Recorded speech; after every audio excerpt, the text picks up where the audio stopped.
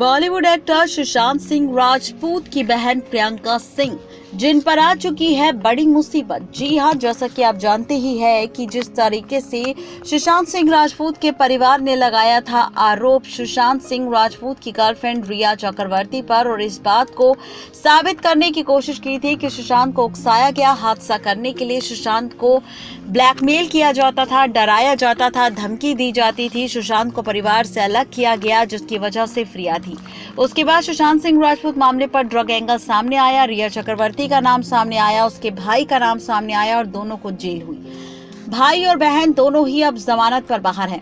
बता दें कि ऐसे में सुशांत सिंह राजपूत की बहन पर रिया चक्रवर्ती ने कटाक्ष बोला था। बता दें कि रिया चक्रवर्ती ने जेल से बाहर आते ही आरोप लगाया था सुशांत सिंह राजपूत की बहन प्रियंका सिंह और साथ ही मीतू सिंह पर। आरोप यह लगाया था कि हादसा 8 जून से 12 जून के बाद ही क्यों हुआ, आखिर क्यों हादसा 14 जून को हुआ और 14 जून से पहले अगर सुशांत के साथ उसकी बहन मीतू सिंह रह रही थी तो क्या मीतू सिंह के सामने सच नहीं आया था सुशांत सिंह राजपूत के मामले का कि सुशांत डिप्रेशन में है या उसकी हालत खराब है या कोई उसे धमकी दे रहा है या सुशांत ने अपनी बहन मीतू को कोई सच नहीं बताया था।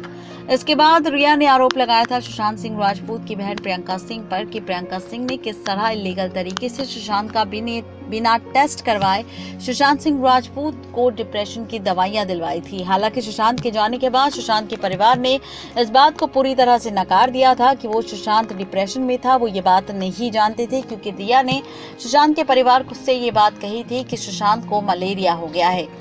लेकिन आपको बता दें कि सुशांत की बहन प्रियंका ये सच जानती थी कि सुशांत को डिप्रेशन है और वो इलीगल तरीके से सुशांत को दवाइयां भी देती थी। जिसके बाद सवाल खड़ा ये होता है कि सुशांत के हादसे के बाद सुशांत के परिवार ने झूठ क्यों बोला।